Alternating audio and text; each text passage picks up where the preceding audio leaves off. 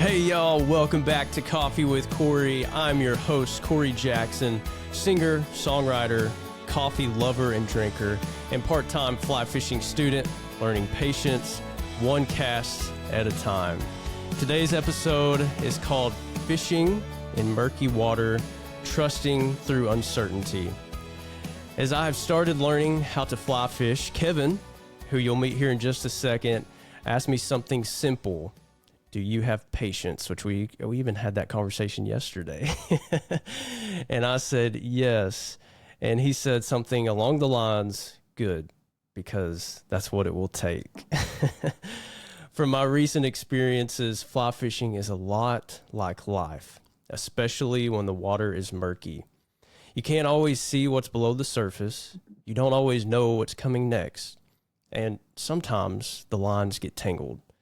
Sometimes you cast and nothing bites like it did for me last week. But in those moments, it's less about control and more about trust. And honestly, I think trying to enjoy the moment and, hey, get some practice in. My guest today is a friend of mine, Kevin Humphrey. He is a passionate fly fisherman and someone who's been through his own journey of trusting through uncertainty. We'll talk about how fly fishing has taught him life lessons and how he's applied those lessons in the harder, messier, or unclear seasons of life. Kevin, man, it's such a pleasure to have you here today. Thank you so much for doing this. How are you doing, man? I'm doing great, and thank you so much for asking me to do this. Well, New experience. yeah, well, man, thanks for jumping on here with me last night, even to get everything worked out. I enjoyed even just getting to visit with you last night. I was like, oh man, we need to save some of this for tomorrow. So, Technology, ain't it great? yeah, it's something. It's crazy what it can do. Well, man, you said you're drinking coffee. I've got my I coffee am. as well. What are you drinking? Well, it's just a Columbia Okay. coffee and a little bit of cream. Oh, I That's love about it. Columbia coffee. Are you Yep. drinking caffeinated or decaf? Right now, I'm drinking decaf. I've got Okay. enough energy going. I don't need to falsely enhance it. You know, I recently switched from caffeinated to decaf, mainly because of what your wife, Kathy, had told me with, which I know she's a speech therapist, and like all the stuff that she was telling me as I've been going through my journey. And I'm telling you what, man, I think I still love caffeinated coffee, but I can tell it doesn't get me jittery, which I Yeah. appreciate not having that. So, Yeah, I like a good cup of coffee, and yeah. my family and friends, if they don't know what to get me, they get me a bag of whole bean coffee. Oh So man, you just can't beat it. It's so good. I was no. actually going to say, this is my first cup of coffee today. And Mhm. I'm like, man, there's just nothing better than that first sip. It's just, oh, so good. That's a cool looking cup you got there. Hey, yeah, I'm going to have to get you one, man. Yeah, Let's that's see if it, nice. there we go. Yeah, coffee Yep. with Cory, y'all. I'll get you one. So, well, y'all, I hope this conversation to everybody that's listening out there encourages you and it reminds you that even when the water's murky, God is still in it and he is with you. So, Kevin, today I wanted to just dive in here. I would love to hear, I know some of your story, but I would love for you to start wherever you'd like for our Okay. audience to just get to know you a little bit. And we'll just start right here. Okay. Well, let's see. I guess shortly after, and again, this is a ways back. I'm going to throw a fairly broad net Yeah, man. um, to kind of give you a perspective. And shortly after my wife and I, Kathy, got married, um, we ended up and we moved to Colorado in 1975. That was a great experience. Oh, I bet. Um, What part? Colorado Springs. I was in Oh, the United States Army, and okay. I didn't know that. so Uncle Sam moved us, and we ended up in Colorado Springs, which is a beautiful city. It And I is. was at Fort Carson. And at that time, we met a couple at a church that we were going to, Rob and Anita, and Rob fly fished. But being in the military and not really knowing what was coming my way, I didn't really take the time Although now, looking back, we were in the perfect area to fly fish. Yeah. Every summer now, we go back and fly fish in Colorado in the Rockies. Okay. And so, although at that time, being in the military, being on call, everything else, there was just no way I could have thrown in something else. It was already crazy enough. And so unfortunately, due to the military, I didn't have any time to learn how to fly fish, to go up into the mountains and into the lakes and rivers and everything. I wish now, in retrospect, we should have bought some property out there because it was dirt cheap at the time, but it's not now. But anyway, since that time, um, we've kept the friendship and with Rob and Anita, and so in 1978 we left Colorado, and oh gosh, a number of years had passed. Um, we'd moved around, lived in different places, working construction after leaving the military. Yeah. And then after doing my undergraduate degree and my master's degree, teaching back down in Florida, and we were fishing there, but not fly fishing. And so basically, my wife and I have fished all our lives because we're both from Florida, Right. but it wasn't ever fly fishing.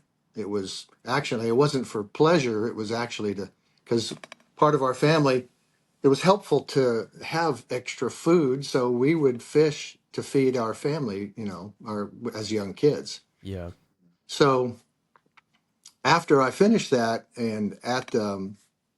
we moved from Columbia, Missouri, where I finished my PhD, which was really, to be honest with you, Cory, when I was in high school, getting out of high school was my plan. I Yeah. had I had no goals whatsoever to go any farther than that. Yeah. And then after God got a hold of me and my wife and I got saved, she got saved first. Um, and then it was torture for a short period of time, and then I got saved. But I didn't plan on going back to school whatsoever, and then ended up. Uncle Sam paid for my 4 years of my undergraduate, and then I stayed and did my master's, and then that was it. I thought that was over, Mm. and then had another goal, which I didn't expect, of doing my PhD. And so when I finished my PhD, and not to be bouncing around, but No, this is and great. I don't have any excuse because this isn't caffeine, but after finishing my PhD, we moved to Jonesboro in 1993. Okay. And so there's quite a few years in between. But a couple of years here, trying to get my footing, trying to be a good husband, a good dad, good at my job at the university, teaching and working with students and everything. I didn't think I had time, but I needed something. Mm. Um, I needed something to kind of unwind, uh, to be able to um, do something that helped me refresh myself because Mm-hmm. I was always teaching and working with students and that was a fun job, but I needed something to help me to refresh myself a little bit, and so I thought, I think I'll start fly fishing. I heard a lot Yeah. about it. I'm landlocked now in the middle of the United States. And I thought, well, I think I'll do that. But I knew that it was going to take some learning. Yeah. I didn't know what, because I had a lot of habits from the other kind of fishing. There's a difference. And I don't put down spin fishing or bait casting or Mm-hmm. anything like that. But there's a lot of difference between fly fishing and that. Right. And so I knew I had to learn. There's a learning curve that I wanted to shorten because I felt like, well, my wife says learning how to fly fish and getting out of fishing is a whole lot cheaper than a psychiatrist. So, so I started to learn how to do it, and it took me a while. Yeah. Um, and not to put this on you, but it took me a while to learn the casting part, to learn all the other things that go with it. Mm-hmm. But it's a really neat sport and art. Yeah.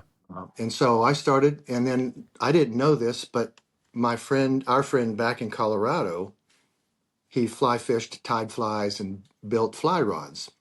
Oh So wow. Kathy contacted him and asked him if he would build me a special rod, for a gift for my birthday. And so at that time, the fly rods were 2-piece. Now they're Okay. 4-piece, 5-piece, 6-piece travel rods. Right. There's all kinds of stuff. So I, I got this gift of this beautiful sage rod that he had built on a sage blank. And it was just beautiful. I still have that rod. I still Wow. occasionally fish with it just for nostalgia of feeling the rod. But at that time, it was a great rod. It still is. And so I guess a question of that's kind of what got me into it. But what got me hooked in fly fishing was once I got out there and finally started to figure it out, finally learned enough about paying attention to what was going on around me. In a way that kind of also deals with life, you know, Right. being there in the moment, because so many times in life we are there doing something, but our mind is somewhere else onto the next thing. Right. And you're not really fully there. And so I found out that fly fishing, you had to be there. You Mm. had to be aware of the current.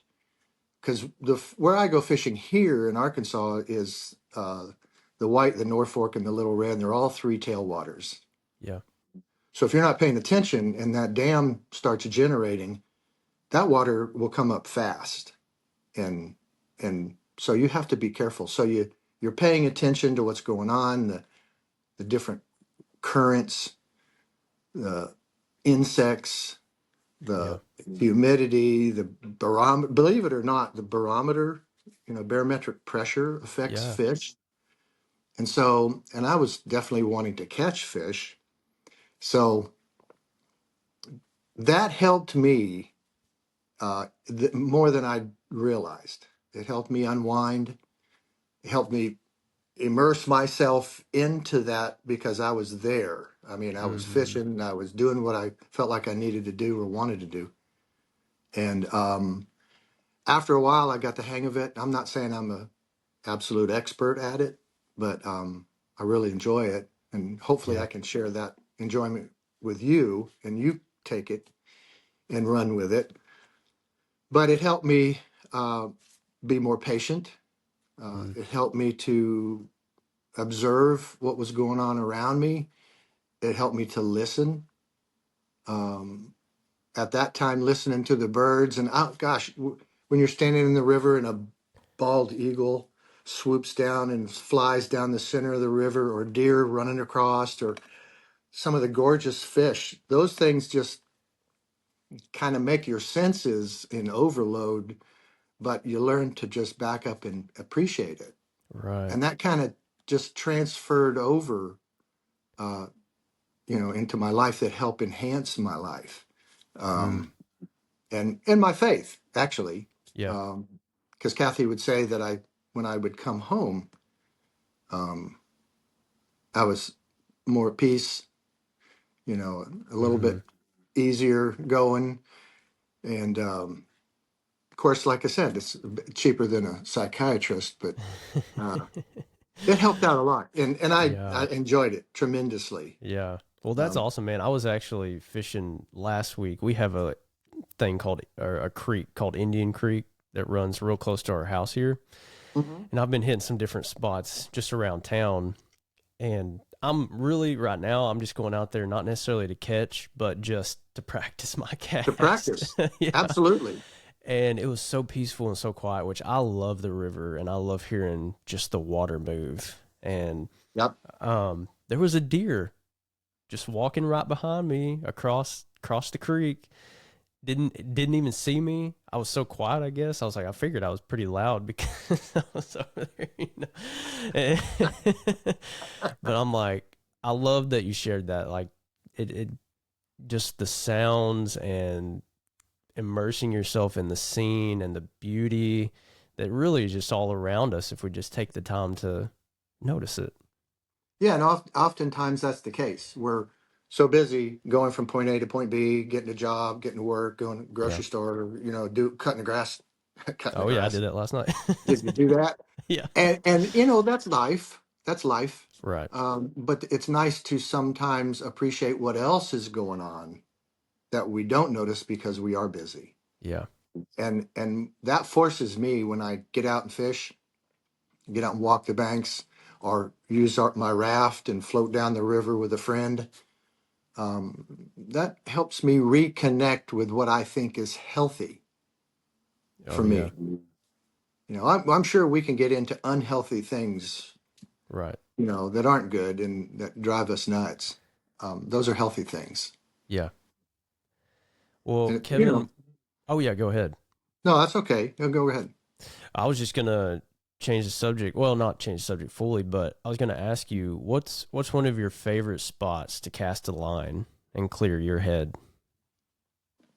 Well, I will be honest with you. It's going back to Colorado, although Okay. we have a lot of beautiful water here in our state. Seriously, Yeah. and some massively large fish.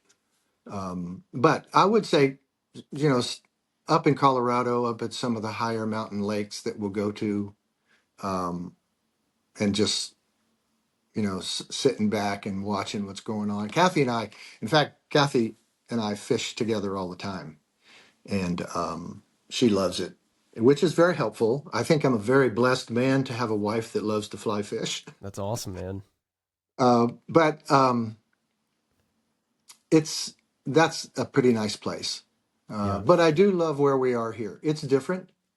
The rivers are different, but the environment is nice in Colorado, up in the mountains. Yeah. But in Arkansas, great water too. You know, and Right. it's nice to be able to take friends and family out in that. Yeah. What's your like go-to spot in Arkansas? I'll go up to the North Fork Okay.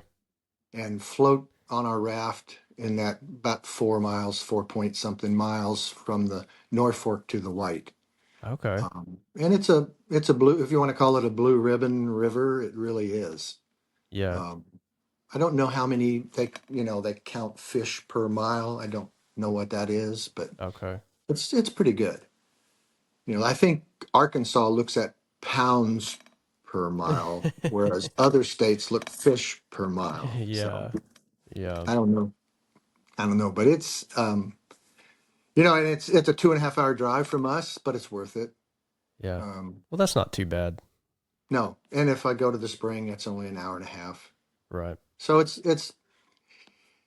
a process that you realize that you have to do that in order to get to that benefit, Mm-hmm. or being able to get out and relax, and so it's worth it though.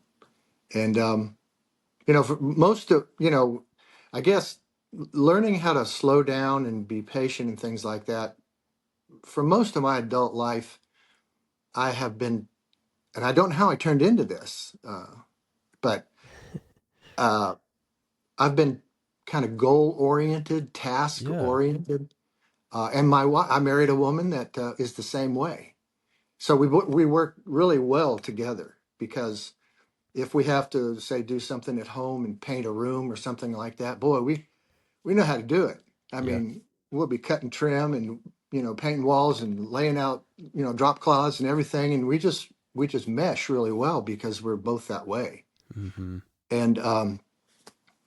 And that's but it has taught me how to slow down and how to relax, especially now once I've retired. I used to work a full-time job teaching at the university and come home and work all around the house and do all that stuff. Now Yeah. I pace myself a little bit more, and that's okay. Yeah. Um, Well, man, but it let's did it has made me more patient, more relaxed. yeah. How many years did you do in the army?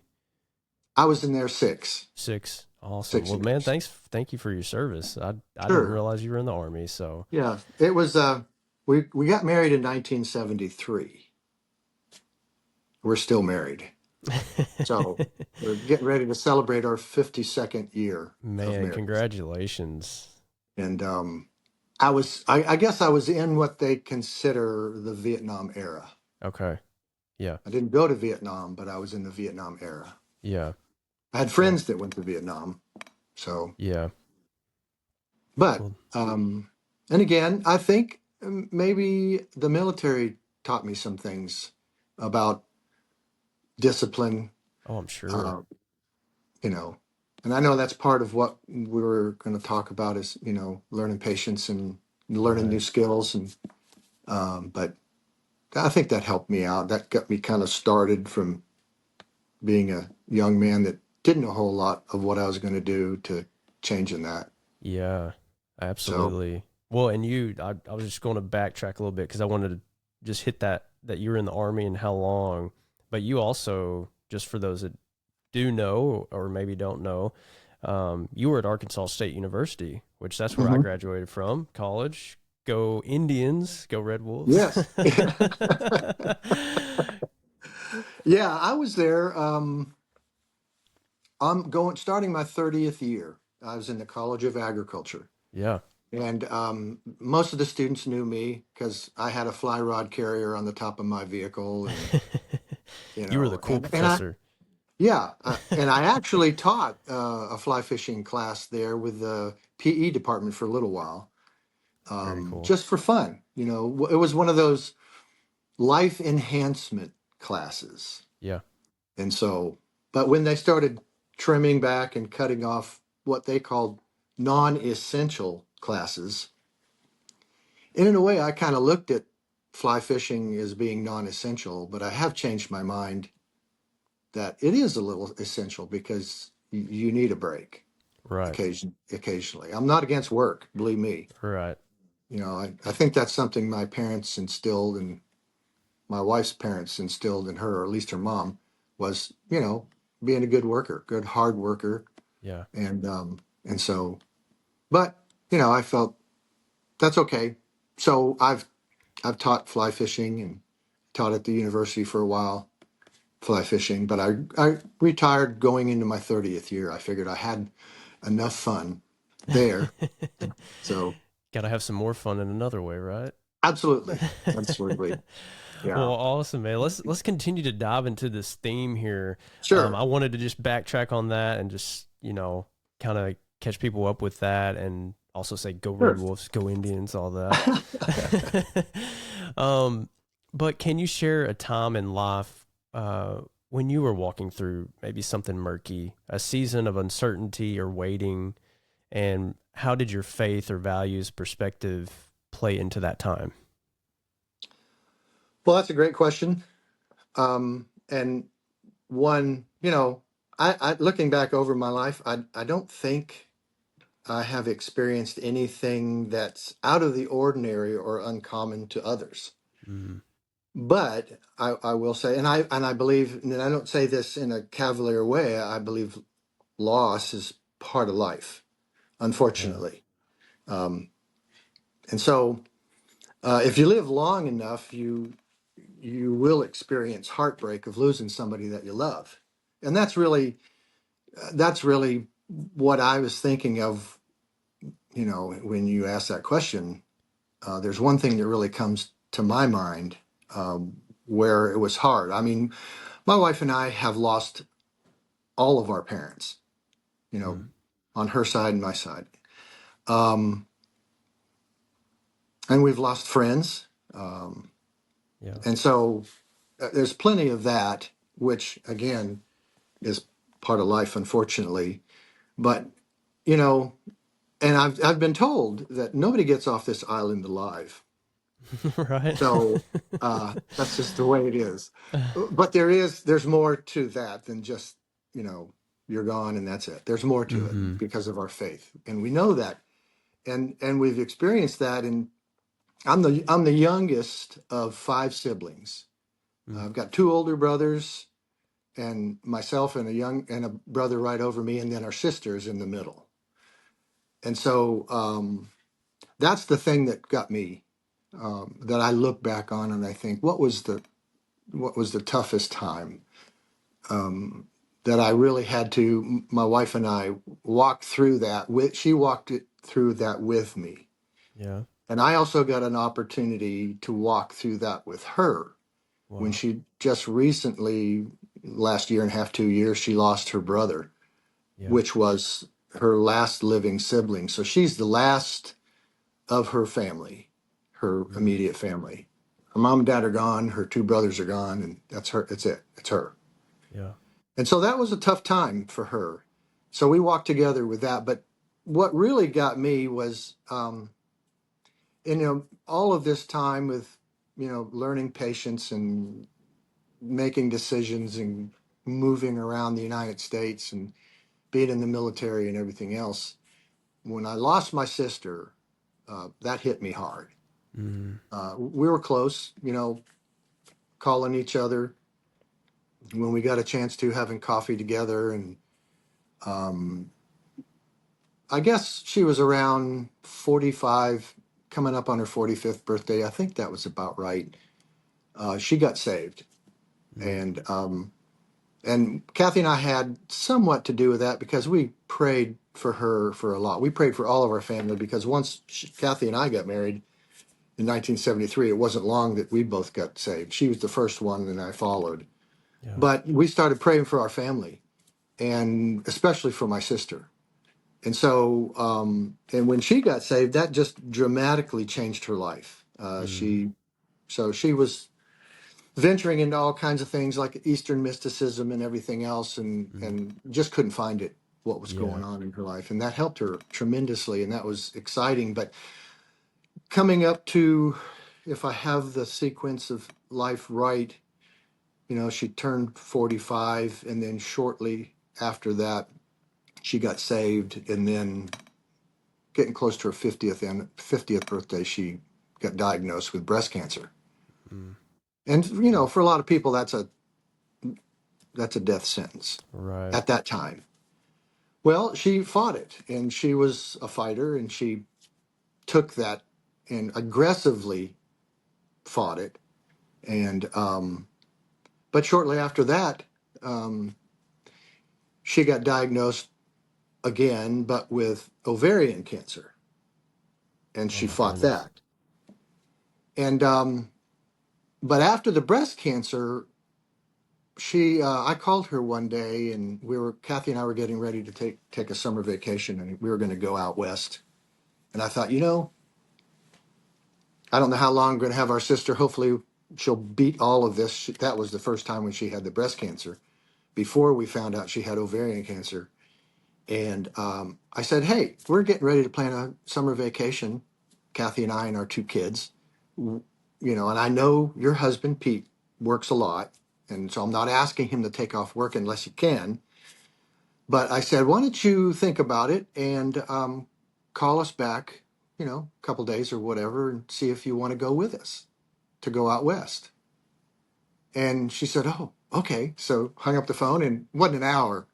She called us back, and she goes, "I want to go."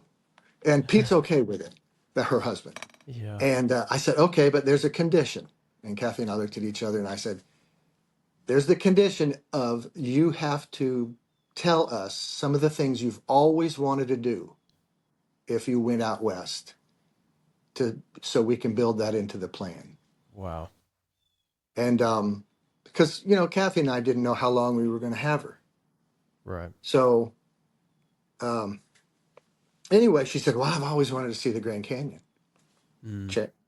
And I've always wanted to do horseback riding in the Rockies, and I wouldn't mind doing whitewater rafting and fly fishing. I'd like to try that because I was trying to help her learn how to fly fish too at the time. In fact, I was I worked with the people that helped bring Casting for Recovery to the state of Arkansas.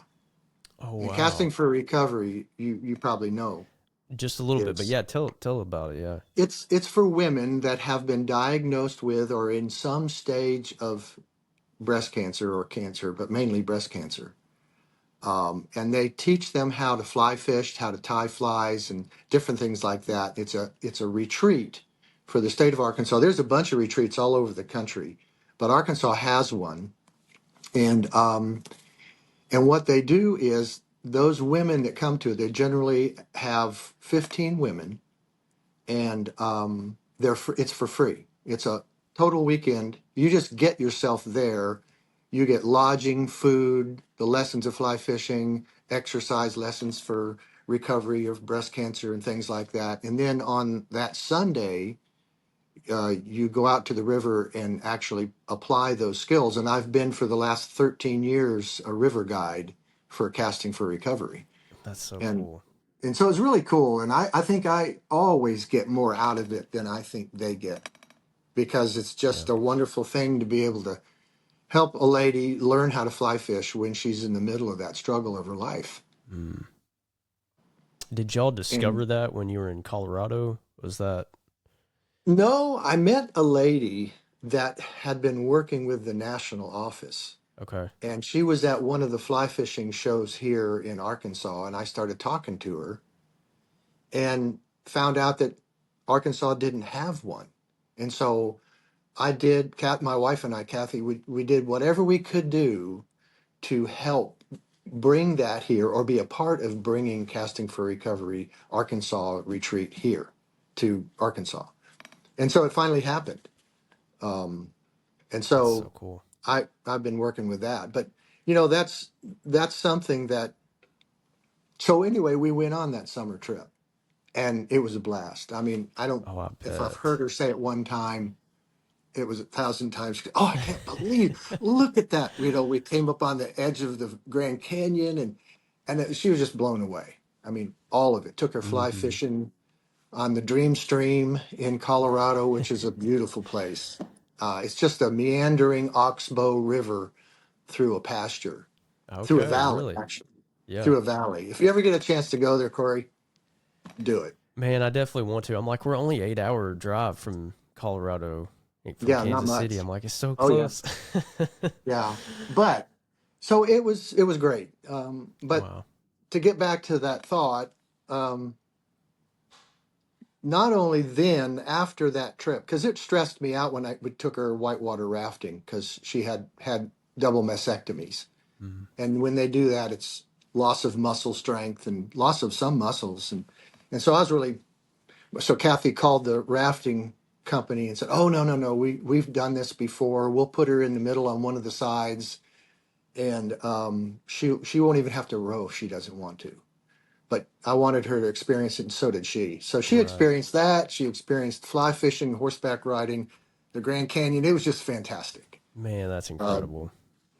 and then she got diagnosed with ovarian, and then Mm. she fought that for a couple of years, and then she got diagnosed with peritoneal cancer, which is a cancer that infects all of the tissue that surrounds all of your internal organs, Oh my goodness. and that took her. I Yeah. mean, so during that time, it was hard. Yeah. Um, I mean, I really grieved. I guess I really grieved her loss because I loved her so much. But Absolutely. um, I still knew that she had that hope in Christ. Mm-hmm. She was saved. She was the sweetest spirit fighting through all of that. It's just unbelievable Oh how, my goodness, man. She was a you know, fighter. I oh yeah, mean, unbelievable. yeah. Um, but I had the opportunity, although I don't know, maybe I'm typecast, but I've said way too many eulogies. I guess maybe because I'm the only sibling of the four remaining that can actually pull it together and talk.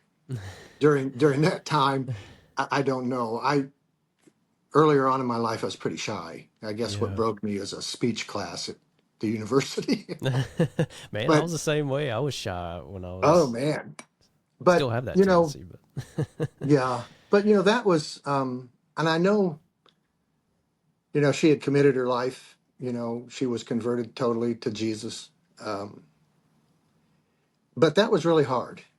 Even yeah. though I know that when you do that, he's going to take care of you. But it doesn't always work out the way we think it should, Right. and it didn't. I would have loved to, and I know my wife would have loved to spent more time as adults with your siblings. Um, that just didn't work out the way we would hope. But I Right. think having that hope in Christ, that just kind of strengthened Kathy and I pulling together um, in that deep sadness. Yeah. That was one of those times when what can you say? Right. Um, you work through it, you walk through it with family members. The memories that we had of that out west trip, the photographs, her smile, and oddly enough, my kids were razzing me a lot because they said, "Golly, you and your sister are so much alike." You know, uh, they would say, "You don't even like to go through the drive-through." And one time she sat up when we were on the road, and she goes, "Oh, I hate going through drive-throughs." So it was so funny, That is but so funny, man. those are good memories. Right. But uh, and I'm so thankful for Kathy Yeah. during that time. And then a little bit later down the road, she went through the same thing with her brother, and so that was just having that faith, Yeah. not knowing really, but believing, and just holding on to that, knowing that it's going to be okay. Yeah. You know, and Absolutely. and and those times, well, anyway, it's just part of life. Right. And but I guess that my faith in that walk was knowing that His promises are true, Yeah. even though we can't see all the way down the road. Right. Uh, so, Well, man, yeah. Thank you for sharing that. Um, got a little choked that up. means a Sorry. lot. No, no, there's no need to be sorry. And I know that blessed me, and I know it's going to bless so many other people listening. So thank you for sharing that, Kevin. I know those are some amazing memories there. Um, man, what do you think? Um, we we can all learn from the idea of like trusting the process, especially Hmm. when we can't see the outcome. And we've talked about that a little bit today already. Um, so what do you think you've learned from that idea of maybe just trusting the process? Well,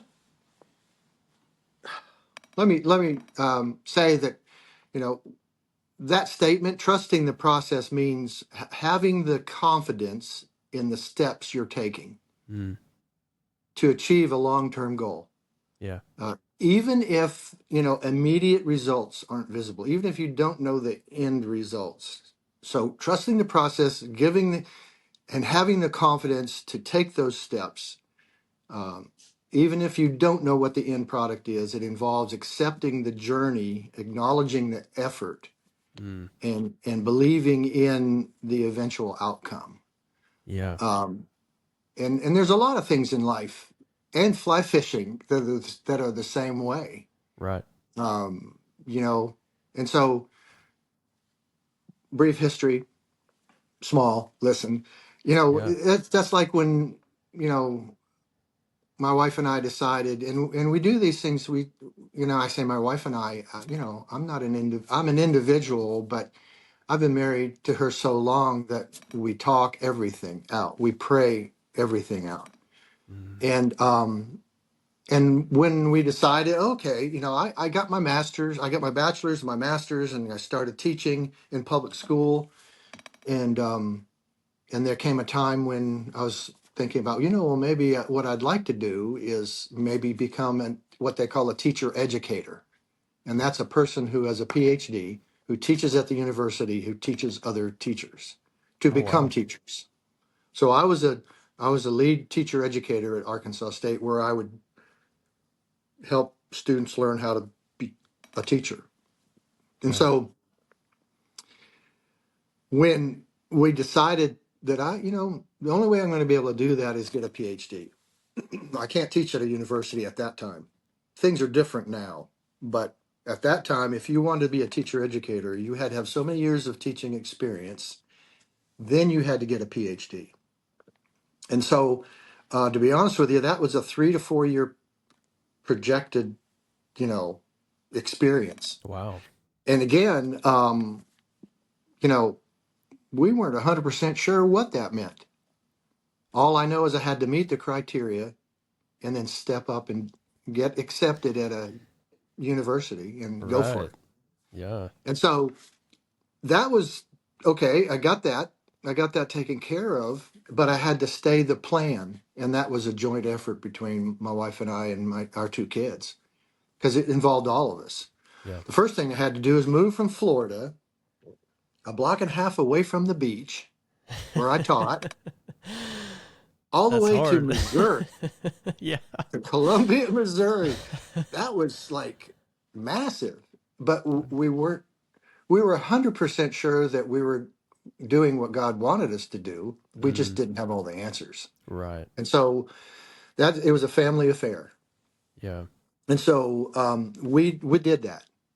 Wow. We picked up, moved, you know, our family to Columbia, Missouri. I started the PhD program.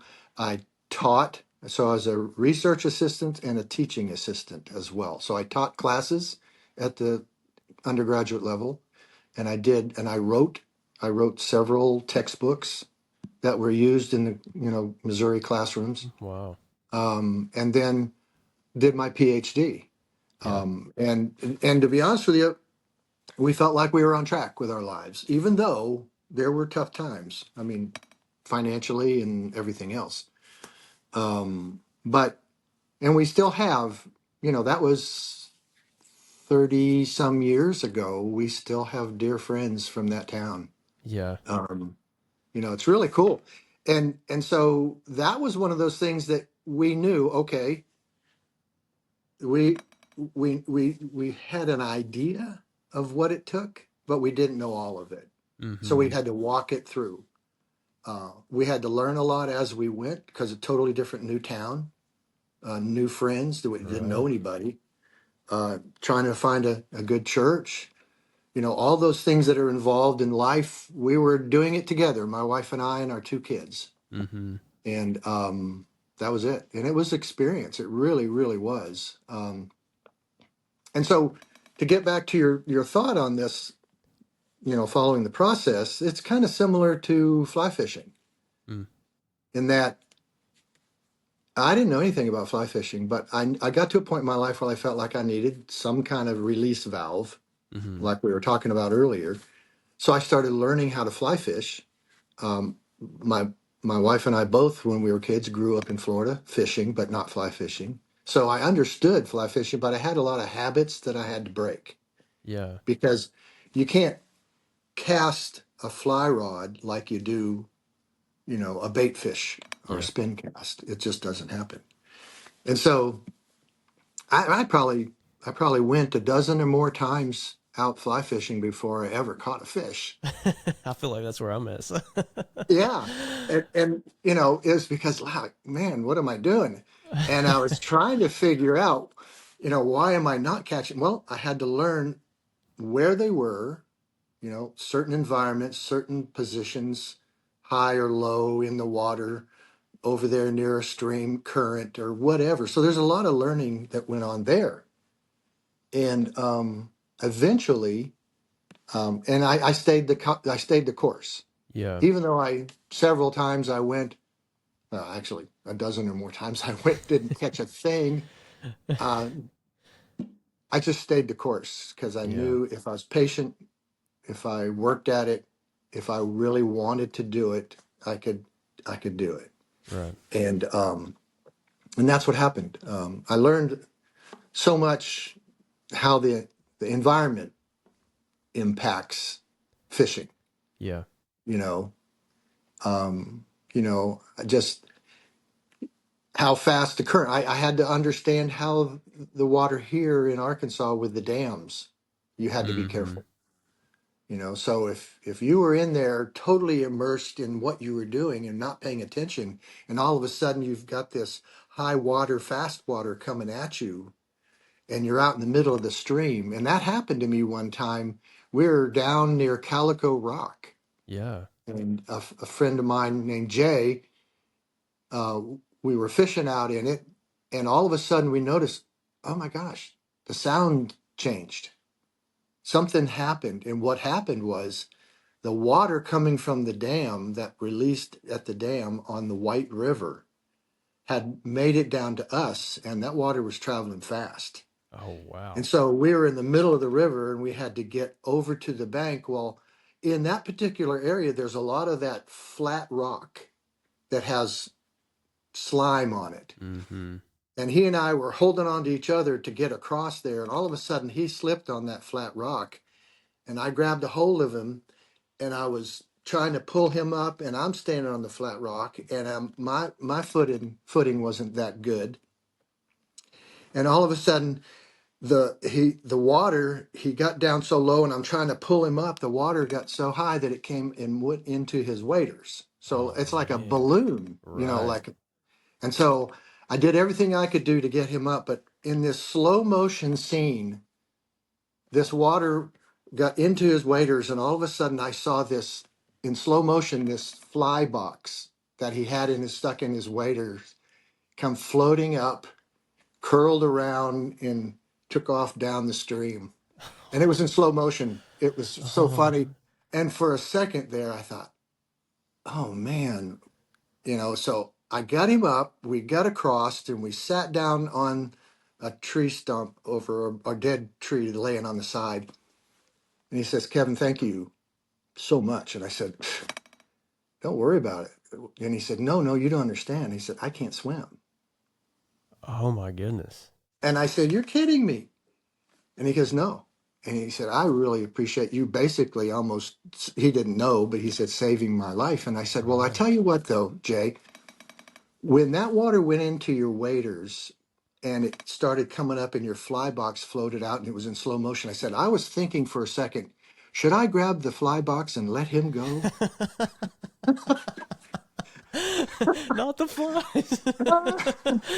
But he said, well, that might have been a good thought because he said, I've got flies in that box that I've had for 20 years. Of course, by then it probably worn out. But I said, well, I'm serious. But no, I said, I wouldn't have done that. But Right. I thought of it.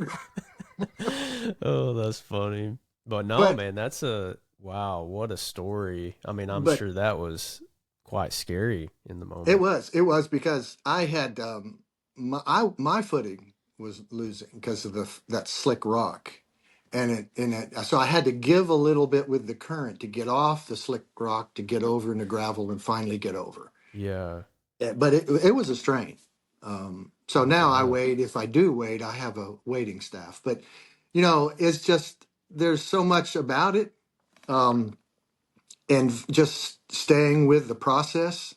Yeah. Um, but um, barring some of those possibilities of accidents, Yeah. um, it just makes you a little bit more intently aware. But the thing was, is we were so into watching this and that and listening Yeah. and fly fishing, and it was cool. But that part was a challenge. Yeah. But he got a kick out of that. About for a second there, I was going to go for your fly box and let you I bet he go. did. Wow, man. Well, is there anything else? I know you've shared a lot here that's just so good, but is there anything else that has surprised you, um, that's or like a surprise like lesson that you've learned with fly fishing that you didn't expect? uh yeah, I didn't expect that I would appreciate it so much, Yeah. and be able to share that with other people, friends. It's not like my faith is very strong and totally committed, but I find that is an enhancement to my faith because I've been able to take friends out. My wife and I have taught all of our grandkids how to fly fish. Whether or That's not they'll pick awesome. it up or not, I don't know. Yeah. But and our daughter and our son, they fly fish as well, and cats. So it's been a great sport that allows them also to get out. So I never really expected that. I thought maybe, and a lot of times because of my own schedule, it would be a solitary event. Yeah. I'd be out on my own fishing, Right. and I like that too. But I do like sharing it with friends, like say for example yourself, having the opportunity to get out there together and you know do that together. I never expected that, Mm, to be honest, and it's been very fulfilling. Um, that's and awesome. it's also helped other men Oh yeah. that are consumed by their job, Yeah. and which is a good thing. It's a good thing to work hard. I have a strong work ethic. My wife Right. and I both do. But I and it's not like I'm out skydiving or anything. But I used to think it I'd like is, to do that, yeah, but I couldn't do it jumping out of a well-running plane. It just sounds like nuts. now. Well, man, thank you so much just for sharing your story today. I wanted to just a few more things here that I wanted to talk to you about because, man, I'm so thankful for your friendship and just getting out to when I was in Jonesboro a few months ago, us getting to get out and practice, and I look forward to us fishing in the near future together. But man, I know when I was in Jonesboro with you, you were mentioning what you mentioned just a little bit ago, the boat that you like to use. So Hmm. I would love for you to like let the audience know what kind of boat that is. I mean, you're making accessories for those that people can get. Yeah, And man, even share like where people can follow you on Facebook and get in contact with you with all of that. yeah. I ended up buying this raft. I've had we've had three rafts because we wanted to get out past crowds. Because a lot of times the rivers get full of people standing waiting, Yeah. and so we can get in and float down. So I found this fellow Dave Scadden, you know, fly paddle sports. Bought one of his rafts and turned out to be great. So now I ended up several years later becoming one of his reps. And so I sell his rafts at different fly fishing shows, which is a lot of fun.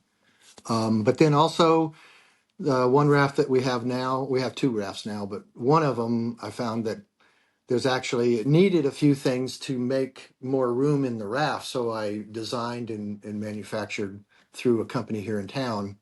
I designed a gear deck that goes on it, and then rod rack, and then so there's a couple of aftermarket accessories that I do, and that's just turned into kind of fun. I didn't really intend on that because after I'd made the first one, my wife goes, "Well, maybe other people would like one of those," and so Right. that's what we got into. It's docflyfishinggear.com. And there's a gear deck that goes in the back of the raft, three rod rack, and then a rear leaning bar for that. And I've sold a number of them all over the U.S. Not very many, but enough, Yeah. Absolutely. I So think you were telling me, were it's you been selling fun. one? Yeah. Were you selling one like, I can't remember a few months ago. Maybe it was like, it was up in the Northwest somewhere. I think somebody had reached out to you and they had ordered one from you, but you're Oh making yeah, it all right there in Jonesboro, yeah, it's Arkansas. all small business, veteran owned, making them here, all of the parts in Jonesboro, Yeah. and then I package them up and ship them out. you know I did want to say one thing, and I don't want to Yeah. interrupt your No, thought, go but right ahead. I wanted to show you something, uh not necessarily final thought on mine, but this is one of my fly boxes. I don't know if you can see this. Oh, wow, man. Okay, so that's one of my fly boxes. That's And one the of them. yeah, one, the interesting thing is you know you can see there's a whole lot of flies. There's dry flies. There's, here's some grasshoppers, and here's under the water, and, streamers like, smaller fish or whatever. Yeah, And the thing is, though, is that's a lot to choose from. that is. But that's how life is. There's a lot of things to choose from. And it depends on, so you have a lot of choices here. Should I to these nymphs? Should I do this right here, which is a water walker that floats on the top of the water like a stonefly or something? And so Wow. it just depends. And the thing is, though, what you want to understand is even though you have a lot of choices in fly fishing and in life, you want to make sure that you understand that I'm trying to catch fish. Right. So you want to choose wisely the fly that you use. Mm, And a lot of times I end up going through several flies before I find the right one that the fish want. Because they wow. can be finicky. But Yeah, that's kind of like life, it is. And so just as a thought, and believe me, there's a lot of flies in here. And they're for all kinds of subsurface, streamer fishing or whatever, but making the right choice in fly fishing. I don't mean to complicate it. It can be complicated, but it's not. But that's kind of like life. And here's the one that my favorite fly. I don't know if you can see that. It's called the elk hair caddis. Oh yeah. That's a I was actually topwater going to fly. ask what your favorite one was. So, Yeah, that's my favorite fly, and it's a topwater fly that floats on top of the water. And when they hit it, it's just a blast. did you make that But one? yeah, yep, and it's got a little blue marker on top of it, so Yeah. you can see it better. When it's in the stream with about 100 others that looks just like it. But anyway, that's my thought and how it kind of ties into making decisions in life. But I know you had something else that you were No, no. Thank you for thinking about. sharing.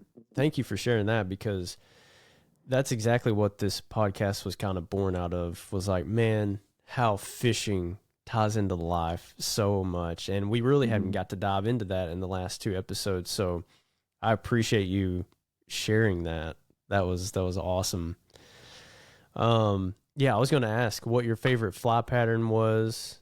Um, so What's an elk hair caddis? elk hair caddis, I love that. Yeah. And you tie your own flies, which is really cool. I'm gonna have to learn how to do that too. I got a lot to learn here. Well, there's a lot of aspects to it that can be fun. Yeah. Um, you shared this earlier, and it might be the same one, but what's your go-to rod and reel? Right now, I have, in fact, I just um, the Orvis Helios. Yeah. Um, I've got the latest one. I got Mm-hmm. it for my birthday, and it was a nice gift. And the reel, the Orvis Hydros reel.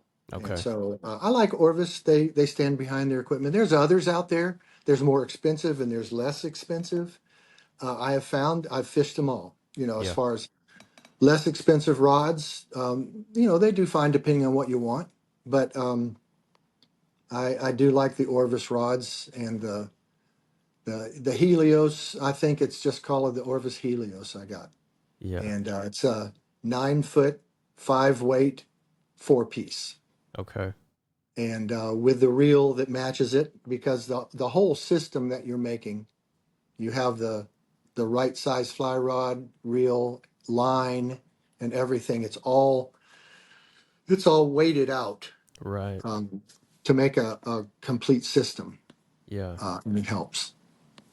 So, and now, that's for freshwater, Mm-hmm. but also you could go bigger, Right. depending. But that's my go-to is a 5 weight, Yeah. and I could pretty much catch panfish, smallmouth bass, Yeah. trout. Now, if you're going to go for bigger fish, you could go for a bigger weight. But right now, that's my go-to. Awesome, man. Well, thanks for sharing that. What is I was gonna ask you another. Oh yeah, yeah. Aren't you an Orvis guide? I'm in the pro program. Okay. It costs $1,000 a year to be an Orvis Pro guide, and I don't have $1,000 a year to give them. That would involve all kinds of marketing and everything that they would do for you. They'd put you in one of Okay. their catalogs. And I thought, I thought about it one day that I might do guiding, but there's a lot of work, That even though it's is. fun. Yeah. And I thought, well, I'll guide I'll take my friends. Yeah. You know, that's what I would do and that's what I do is I'll take family and friends and I'll take them out on the river and guide and float them down the river in the raft and provide lunch and just have fun and enjoy the environment and, you know, not worry about trying to make a living at it. Well, that's So, awesome, man. I love that. And I'm thankful for you showing me the ropes. well, we're not done. We're not done. We got a long ways to go, don't we? Yeah, we got to stick to the process there. That's right. That's exactly right. Trust the process. Trust the process. Man, one other question for you that's kind of in our rapid fire questions. If your life had a theme song, what would it be? Oh, wow, Corey, I don't want to disappoint you, No, you won't but disappoint. I don't know. That's I mean, okay. I like all kinds of music. I like country music. If Believe it you, or not, I, um, I don't know. yeah, That's a do good you like, question. is country music your go-to or folk or, Sometimes, but okay, you know, just every depends. once in a while I get a mood and I'll open the windows in my, you know, Forerunner driving down the road and listen to some Andre Bocelli. There you go. So it just I depends love that. on, you know, so I like country music. I like Christian music, Yeah. contemporary Christian music. Uh, you know, that's, I like all kinds of music except the head banging hard rock. Yeah. I like the 70s music because that's most of the time have a lot of memories for that. Yeah. But I don't know. I thought about that really seriously. I have no clue. That's okay, man. Um, That's all right. I would have a tough time answering that question because I'm the same way. I love all kinds of music and it depends on the mood I'm in. So yeah, yeah. And you know, we'll put on music in the house. And Kathy and I, when we lived in Kentucky, not to go down another rabbit hole, but no, go ahead, Kathy and I, man. when we lived in Kentucky, we worked with a young fella that brought in Christian artists, Oh wow. musicians, Yeah. and put on concerts. And so we did that for a couple of years when we lived there. So it was called Salt of the Earth Ministries. Oh And cool. so we brought in some of the old timers like Michael Card and Lamb and you know John Michael Talbot. Those Yeah. are you know way back there. But Absolutely, man. That's awesome. but that was a long time ago. But so we music's been a part of our life as well. But I cannot name a theme song for my life. I had to try. I had to try. Oh yeah, yeah, I appreciate it. I'll think about it and I'll get back to you on it. Okay, sounds good. Well, Kevin, dude, it has been such a pleasure. Thank you so much for taking the time to do this today. Oh sure. It has been so fun to just chat with you and dive even deeper into your story. It's blessed me, and I know it's going to bless a lot of people out there as well. As we wrap up here, I did want to say for those of you that maybe you're just listening on just an audio version of the podcast, you are able to watch the video and see the flies and everything that he's been showing us here on YouTube and to come to Spotify soon. So be sure to check that out. I wanted to kind of wrap things up today by looking at Proverbs 3:5-6 because I felt like that just tied in with what we're talking about today. It says, trust in the Lord with all your heart. Do not depend on your own understanding. Seek his will in all you do, and he will show you which path to take. So the beauty, I hope, that I keep center of mind, and I hope helps you, the listener today, or maybe even down the road. In God's presence, in his work, in his plan, they're not, let me rephrase that. God's presence, his work, and his plan are not dependent on clear water. So y'all, thanks for tuning in today. Kevin, thank you again, man. Tell Kathy thank you too. I will do that. Guys, final call here. Trust the cast. Embrace the journey, even if the water's cloudy. Or you may even hear us say, yeehaw, amen, let's go. You want to say that, Kevin? Yeehaw, amen, let's go. That's right. See y'all in episode 4.